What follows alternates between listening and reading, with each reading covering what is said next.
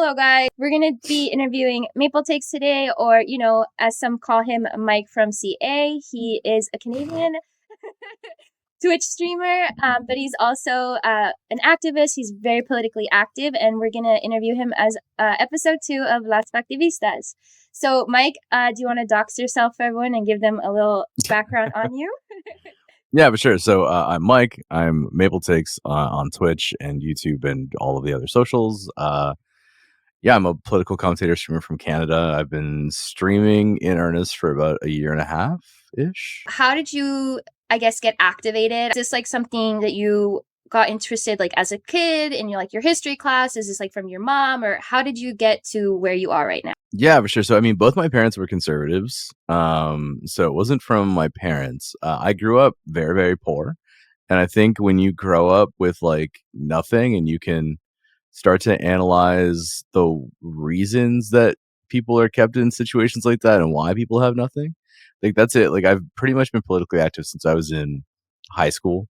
I got involved in student groups, things like that. But yeah, I've been pretty politically active for most of my life. I didn't really have a radicalization moment because it was really just growing up and learning about how the Canadian system works, how Canadian politics works, how industry works, and how it's pretty much all designed to, destroy the ability for anybody to have any upward mobility in society. That was pretty much it. Just always been active trying to fight and find better ways for people to exist. I will say, I think that's something about growing up poor and then trying to, as you said, get that upward mobility. I remember when I was a kid, my mom would say when you buy a $10 pair of jeans, it's only going to last you for as long as it's going to last you. But if you bought that $50 pair of jeans, it's going to last you for a long time. It's a better investment. But realistically, sometimes you really just don't have those $50. And so you get trapped in that cycle of every few months spending those $10 where you end up spending more, putting more into the economy than somebody who is more financially stable. It's very expensive to be poor. At least in America, I don't feel like we really have the infrastructure to take care of people. I know that a lot of people say that Canada is doing a lot better. I wanted to get your opinion on that because I know that there's a lot of people of color and Indigenous people who do not agree with that at all. From a Canadian perspective, I actually, not to plug something that I killed, but I almost started a podcast during COVID called Not Much Better for that reason. Because I kept hearing people be like, "Oh man, I'm glad we're up here. I'm glad we're not down in the United States. It's a shit show and whatever." But things are not much better up here. Yes, we have universal healthcare, and yes, that saves a lot of lives, but it also doesn't cover eyes or teeth. Also, doesn't really help people that are from marginalized communities all that well because wait times are a thing. Our urban systems are entirely overloaded. And rural healthcare systems just don't really exist. Pretty much all of our systems, we are a country that is heavily dependent on immigration. And I think just like in the United States, there's a huge kind of swing from the right wing to try to demonize migrants and try to demonize people that are just trying to come to North America to make a living and make a life for themselves.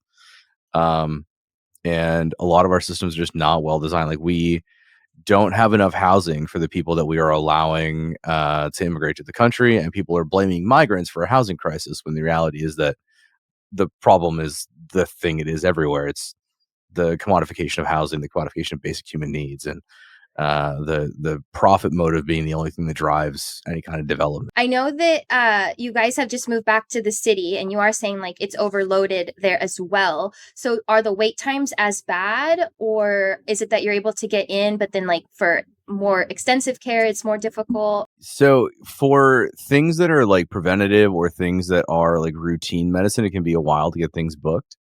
But for emergencies, the healthcare system here is fantastic. Out here, we have a situation where, depending on your insurance, even if it's emergency, you might be out of network. Do you guys have those same privatized structures? Okay. No. So not yet.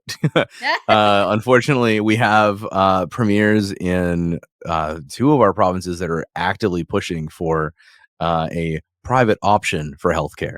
They're trying to take public money that is supposed to be used to administer the public healthcare system and use it to pay for treatment at private clinics. So what that's doing is exacerbating an already bad problem with resourcing in the healthcare industry. So doctors, rather than work in a public place where they would have a salary, are opening their own private practice clinics where they can charge whatever the fuck they want and they'll make way more money doing it. And nurses, of course, are leaving to go work in those private practices rather than working in public hospitals.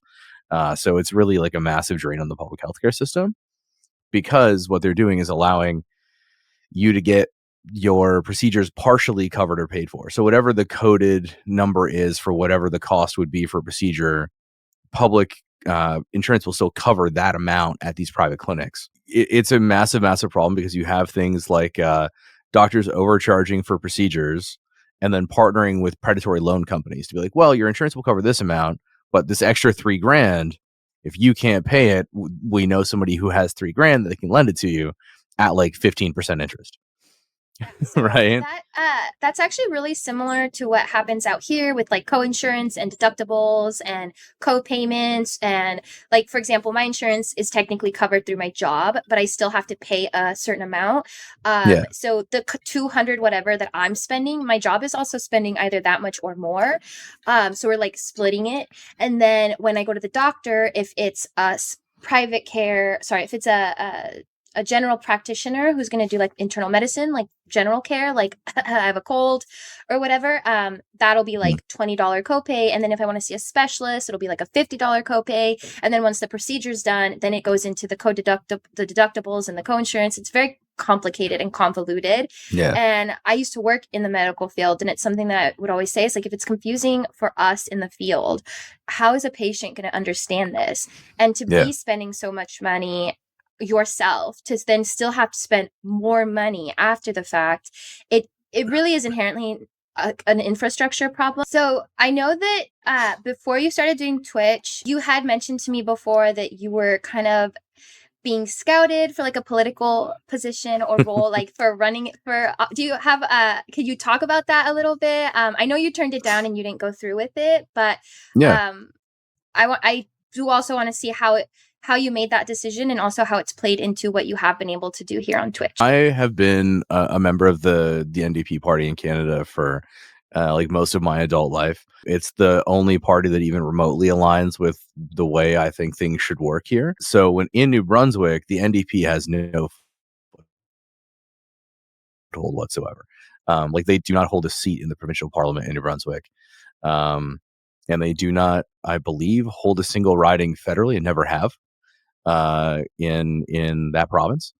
So I was approached at like an online NDP meeting with leadership of the New Brunswick NDP when they were talking about what their platform was going to be to run in my riding.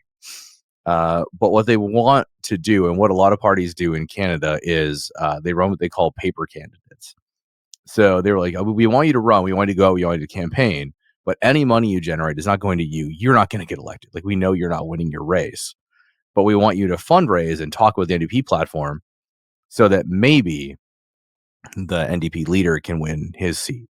So we're going to take all the money we generate from all these like paper candidates and all these places we know we're going to lose. We're going to take that money and funnel it into this one race and hopefully get the NDP leader his riding. And I was like, that's fine. Like, I'm okay to do that. Like, I don't need to be in office. I will do the work to run it. But then they reached back out to me about 3 weeks later and said that they had a candidate that had run for them federally that had like name recognition, that they wanted to run in the riding instead, and asked if I would be willing to run in a riding in Memramcook. Memramcook is like a little bit away from me or where I was living in New Brunswick, and what it is an Acadian riding. Like, it is a staunch, like, every telephone pole has like an Acadian flag. Acadian being French Canadian, on it. Like, they're all painted with the Acadian flag. They have Acadia days. Like, it is a very core part of the structure. And I was like, you want me, an Anglophone from Toronto who has been in the province for 3 months, to run in no, I'm not going to run in Memramcook. That's ridiculous. Why would I do that? Like, that's going to lose you votes, if anything. Yeah, Like, you can't take somebody from a way that doesn't like speak fluent French. I guess speak a little bit of French, but like doesn't speak fluent French and ask them to go run in an Acadian riding. It doesn't make sense at all. that's like if I dropped you into Huntington Park in California, 90, I think it's 96 or 98% of the population is like Latinos born outside of US borders. Most of those people's parents don't speak English. Like, what would you do there? Hi, Yeah, hola. nothing. Exactly. Yeah, I'm Mike. exactly. It was ridiculous. Exactly. My goal with kind of this video series is to show people that every kind of small form of activism and fundraising, it adds up. It's a drop of water in a bigger bucket of water that can Mhm. hopefully eventually become waves across our local communities into, you know, an entire movements. And I know with Twitch, you've done a lot of fundraising and you've done a lot of work to grow your community into a community that isn't just necessarily politically aligned with you, but is people who want to make a part, like a footprint, you might say. Mhm. So when you started this as your hobby, was that always your goal, or is that something that kind of grew as you were streaming, or what kind of like inspired you to even start doing your political activism on Twitch? I started, I think for the same reason a lot of like smaller political streamers started streaming. I started streaming because I was looking at this stuff all day, every day anyway. And doing it with other people is way less cumbersome. Like being able to talk about it and talk about not just doom scrolling and watching what's happening, but talking about the impact that those things are having, talking about solutions or ways that you can start to kind of turn the tide on some of these problems is like hugely beneficial to like just to my mental health. And also I had like taken a look around Twitch and I've been watching political streamers for a while. Like I've been watching Gremlo, Shonda Black, Hassan, obviously. Um, and I noticed that there wasn't really any like Canadian representation. There was nobody really doing this for Canadian news on Twitch. Is there like a moment that you can think of, like even just this year, that either somebody or something you could say, I generated this change, like this is because of me that this even happened? Yeah, I mean, so for me, the main thing with my stream and my community and my chat is that I try to approach everything with good faith. So if somebody is coming in and just being belligerent or whatever, like that's not something I'll tolerate. But if somebody comes in and has a disagreement with me, I feel like I wouldn't or shouldn't be doing this if I can't articulate why I feel like they're wrong and why I feel like um, there's a way to convince those people that there are better ways than what they're imagining to do things. So like we've had a few, like I like last November, I actually had a former, when I was like just starting to like collab and talk to people, I had a chatter who was a former IDF member that was in my chat that was talking about things. And just through reframing the conversation, having him in Discord, talking through stuff, he left an hour after he had gotten to my chat to go read Guzzla by Norman Finkelstein, to go look at alternative like explanations of the things that he's grown up learning in different ways. And I think just like being able to open people's eyes to other sources and other perspectives is huge. So like that's one that stands out in my memory for sure. If you're able to convince an IDF soldier to do the reading, what do you think it is that we're missing in the movement, in these activist spaces, that can get people to care? One of the main things is I feel like on the left we have a tendency to attack positions that aren't ours rather than trying to listen to understand how people got to those positions.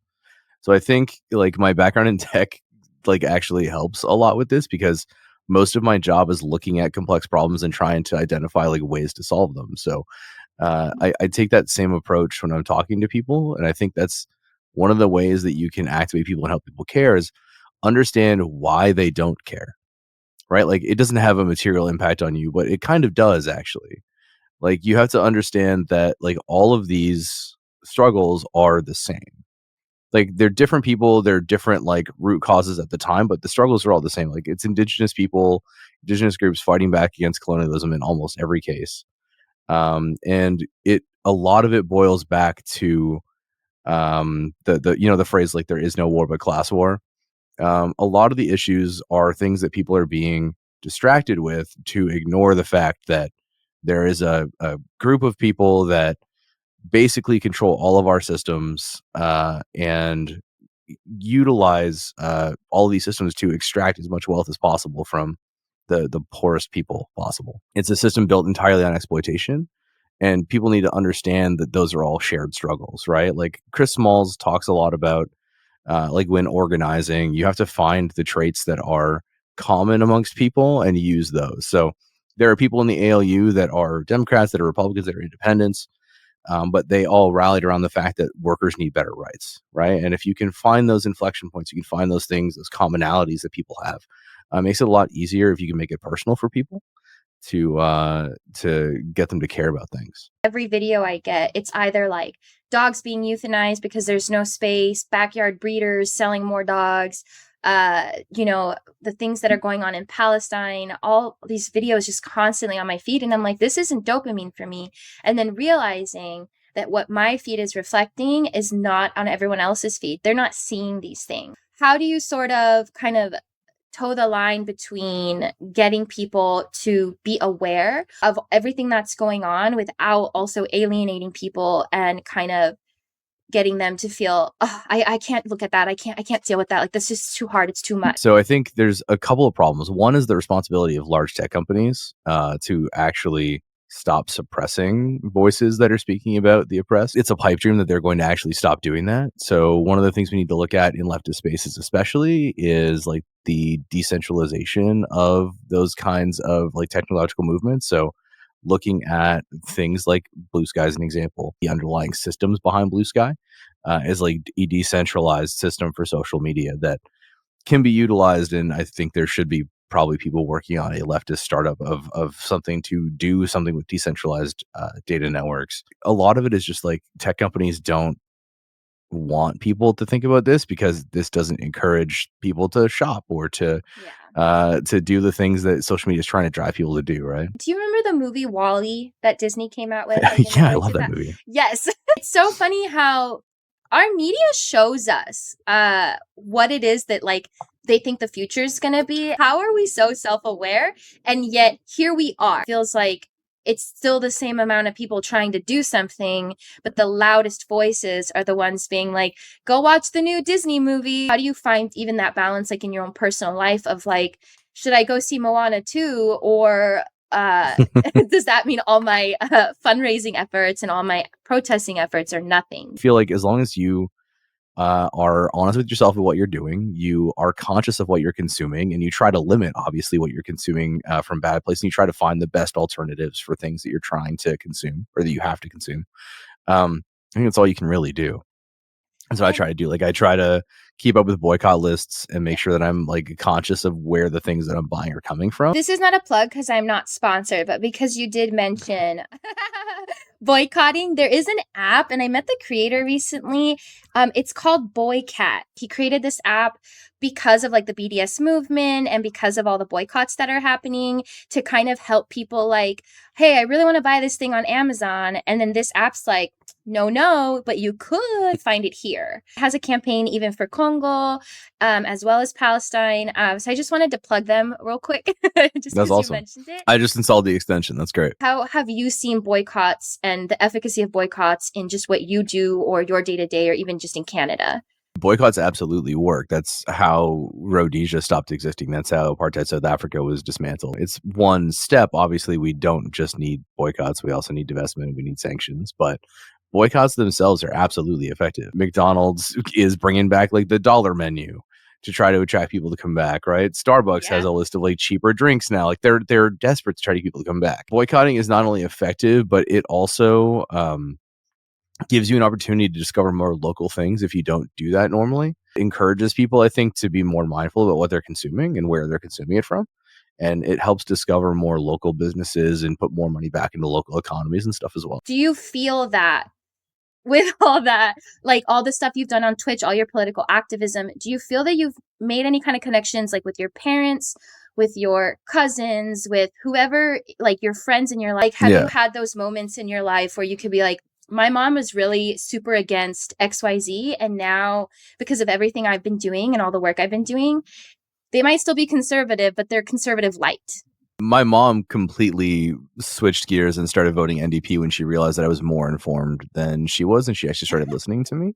So, like, my mom no longer votes conservative, which is good. Meeting people where they are is super important. If you get things right 9 times out of 10, it might feel overwhelming. You might feel like just one person, but if you can convince other people and those people are now doing the right thing 5 or 6 times out of 10, and when they were doing it 0 times out of 10, that's having a huge, like, exponential change in things, right? So if everybody does just a little bit better, things can get drastically better. Do the best that you can within your limits and don't punish yourself when you're not doing the best, because that's the recipe for just like not doing anything at all and not trying, right?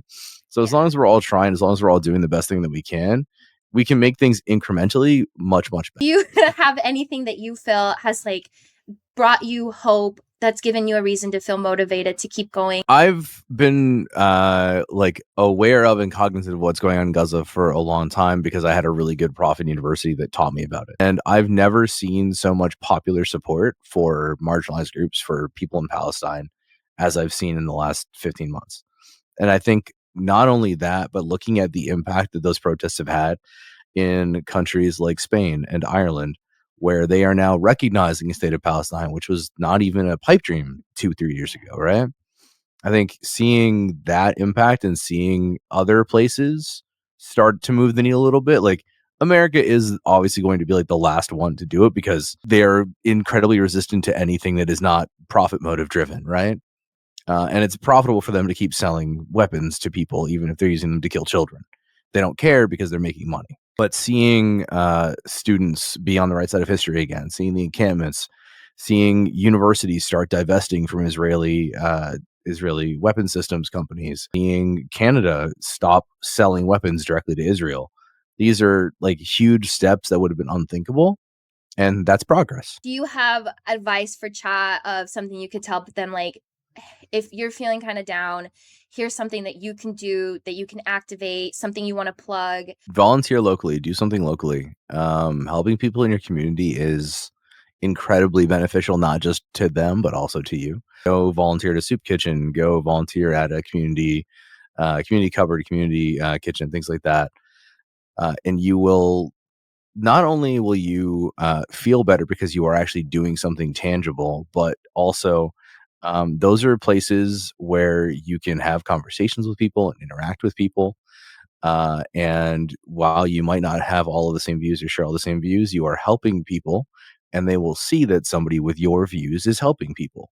And maybe that starts to move the needle a little bit in other communities as well. Do something that materially improves somebody's conditions for a while. That's it. Do you have any plans this year, now that you're back in Toronto, to kind of restart maybe some sort of political campaign, or get more involved in your local politicians campaign? Are you going to be the next Trudeau?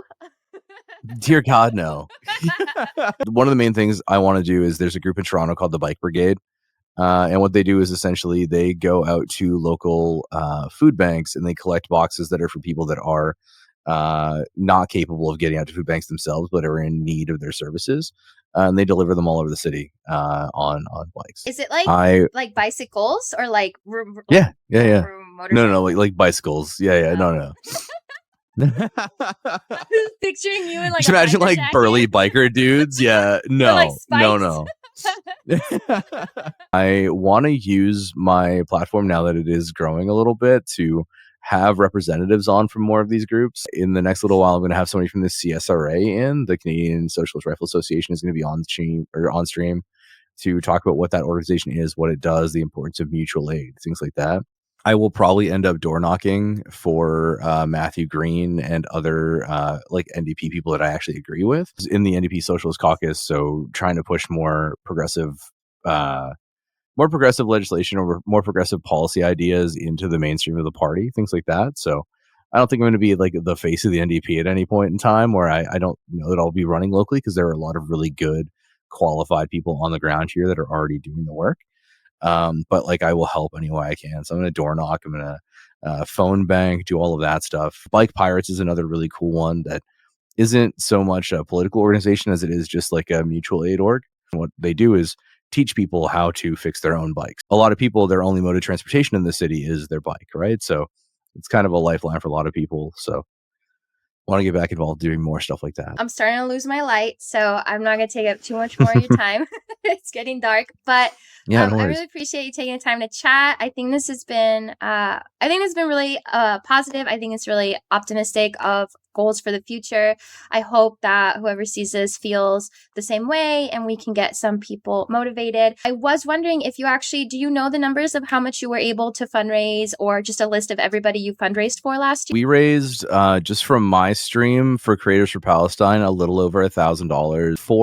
468 for Seeing Palestine. We had another PCRF fundraiser outside of Operation Gamer that we raised about 600, and we raised about 650 for the Children's Miracle Health Network. Just shows that like this one decision you made to talk to more people, whether they were like-minded or not, has generated hundreds of almost a couple $1,000s of change for other people who need it more than we might need it. So thank you so much. Like, I really appreciate you being here. If you want to plug anything, we shouted out your channel, but if you want to plug anything specific, or if you want to drop a link before we close out, if you have like any final thoughts for today. Reiterating from the beginning, you can find me on Twitch at MapleTakes. And the only thing to really plug is we have to set up a time for it, but we're going to do that ALU fundraiser soon. So Yes. we'll pick a time. We'll be screening the new Amazon Labor Union documentary and doing a fundraiser for the ALU while we do that. And then I also am going to be doing a screening at the end of the month. I'm going to pick the date tonight, and I'll let you know what that is for our Gaza is Our Home from Monir. And we'll be doing a Q&A with him after that as well. Thank you so much. Have a great rest of your New Year's, and we'll talk again soon. All right, take care, Cara. Thank you so much for doing this. Thank you. All right, bye. All right, guys, that was MapleTakes. I hope you guys had fun. I'm going to get this edited and posted for YouTube, and we will see you when we do the ALU or the Monir interview. So thank you.